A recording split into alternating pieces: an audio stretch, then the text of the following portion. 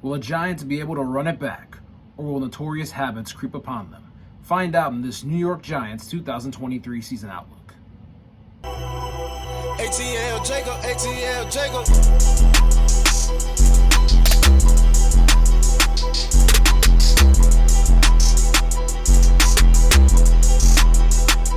Welcome to the Cut to the Chase Sports Podcast. I'm Chase Yance.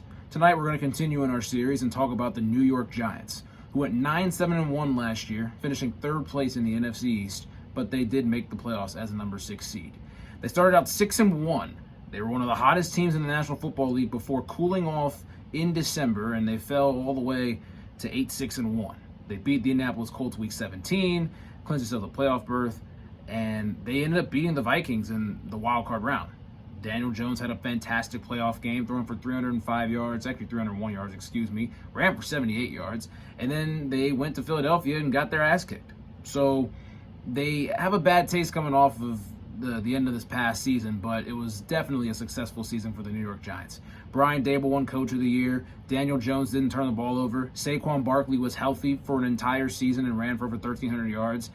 There's not a whole lot to complain about, and their defense was one of the best in the National Football League. The Giants did everything and more that they could have wanted to accomplish, and we'll see what it's looking like going forward in 2023, which is why we're going to look at some of the adds and the losses that they have coming up. Sure, the Giants may have lost Nick Gates and John Feliciano on the offensive line and Julian Love in the secondary, but they did add a pair of Indianapolis Colts and Bobby Okereke and Paris Campbell. They went on ahead and got Bobby McCain to fill the void for Julian Love. A'Shawn Robinson comes from the Rams to play up front on the stout defensive line. And then arguably the biggest acquisition of them all this offseason for the Giants, Darren Waller, the tight end from the Vegas Raiders, gets traded to New York. So now they have an entirely new focal point of their offense when it comes to the passing game. Speaking of offense, that's what Saquon Barkley was last year for the Giants. Their entire offense. 1,312 yards, 10 touchdowns, had 57 catches out of the backfield, and nearly ran the ball 300 times. He was the absolute chess piece that they had on the field, and he had his career best year. He was the engine, whatever you want to call him, the workhorse, horsepower. You can use a lot of different horse terms in this. I don't really care. He was just off to the races a lot last season. And then Daniel Jones was a huge part of it. Daniel Jones had 15 touchdowns and only 5 interceptions, had a 92.5 passer rating. The league average is 90, so he was above that. Had 3,200 yards passing and a 67% completion percentage. And all of that was a big thanks to Brian Daboll, the offensive guru, Coach of the Year of 2022, that came together and put this offense on a more of a basic plan, but it was good enough. Their defense was able to make plays, and their offense just didn't turn the ball over, and they were efficient when it came to running the ball and making quick, efficient passes down the field. So that was a big part of it.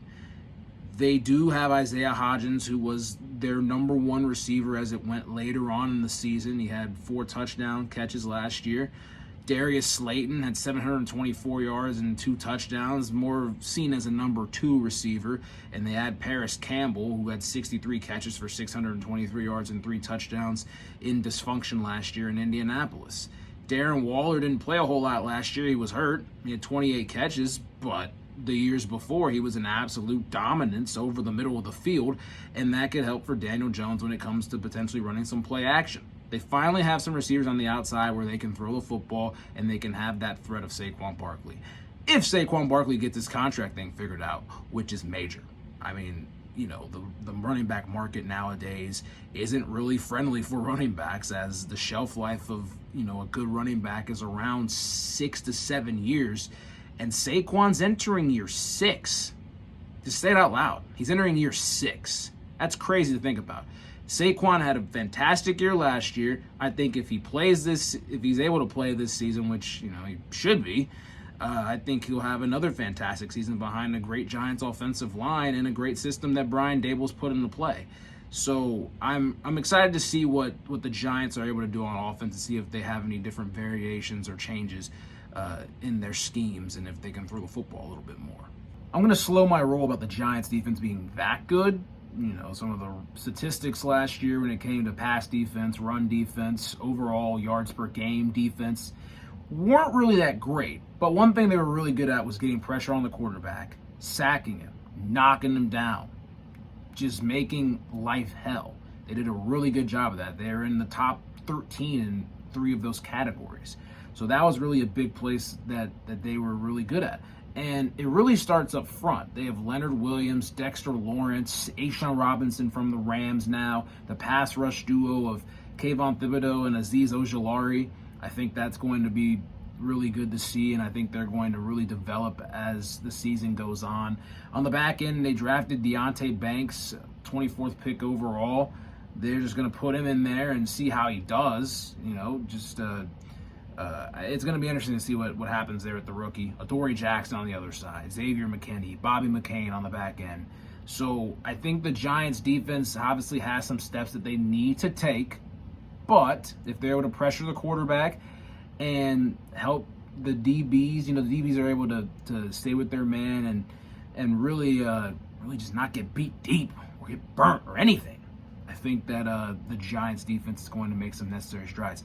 And with their run game, on the inside, you got Jarrad Davis and Bobby Okereke. If they can handle the run game on the inside and actually, take account for some of the stuff that's been going on this past season when they gave up over 145 yards a game on the ground, the Giants could turn this thing around. It'll take a lot of work, but it's there. It's possible.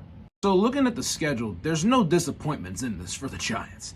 Week 1, they play Sunday Night Football against the Dallas Cowboys. That's always a staple when it comes to national television games, being the opening weekend of the NFL. It's NBC, it's New York, or New Jersey for you folks. It's a big game. Doesn't get much bigger than Giants-Cowboys on Sunday Night Football. And then 3 of their first 4 games are in prime time. They got the 49ers week 3 on Amazon Prime Thursday Night Football out in San Francisco. They come back across the country to play a home game against the Seattle Seahawks on Monday Night Football. A week 6 Sunday Night Football game against the Buffalo Bills, the Brian Daboll revenge game.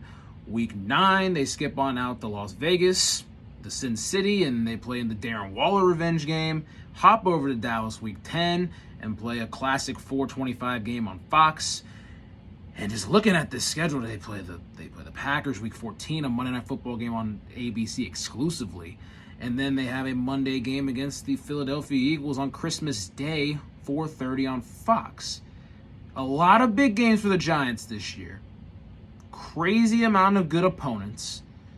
They play the AFC East as well. Bills, Dolphins, the Jets, the New York battle, which would be great with Aaron Rodgers in there. 2 number 8s going at it this time.